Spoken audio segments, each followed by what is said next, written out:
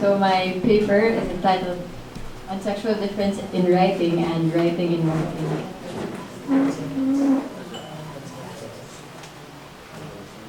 There are four things that I'd like to establish before we begin with the first slide.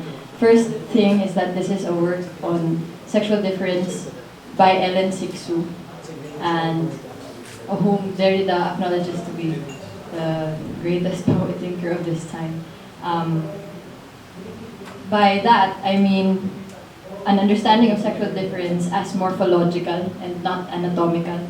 And as morphological, it is a cultural interpretation of anatomical or biological differences or biological givens. So that's the first thing. Second thing, we'll deal with sexual difference as it is practiced in writing.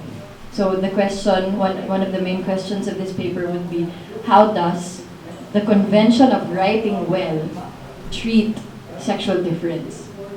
If there is a general understanding of what it means to write well, how does writing well interpret sexual difference?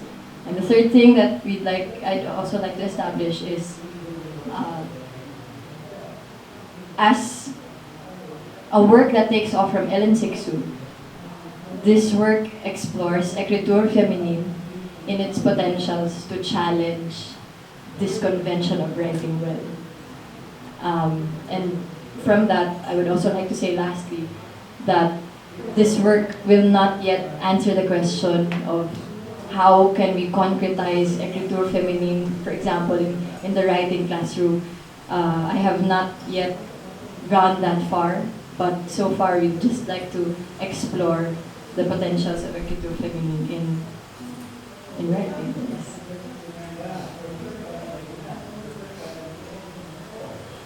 Deborah Dooley in Plain and Ordinary Things, Reading Women in the Writing Classroom, says, can we take the imagery of a writing classroom? How does it feel to be in a writing classroom? And she says, the first thing you have to note is the tension.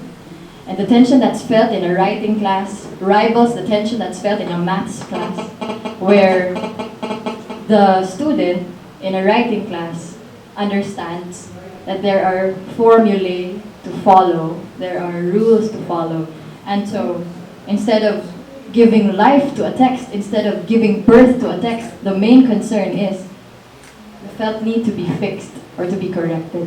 Whether it be grammar or your use of metaphor or your imagery or the way you organize your thoughts. It's not to give life to a text. When you enter the writing classroom, your concern is the concern or the need to be fixed, to be corrected. By whom? By your teacher, perhaps. And so to write means to write well.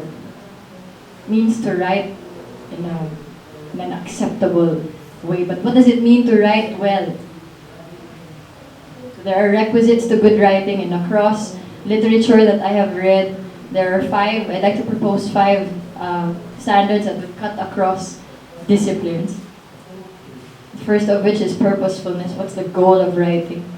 Booth and Column, I think I got that from Booth and Column, I forgot, I cited it in my paper.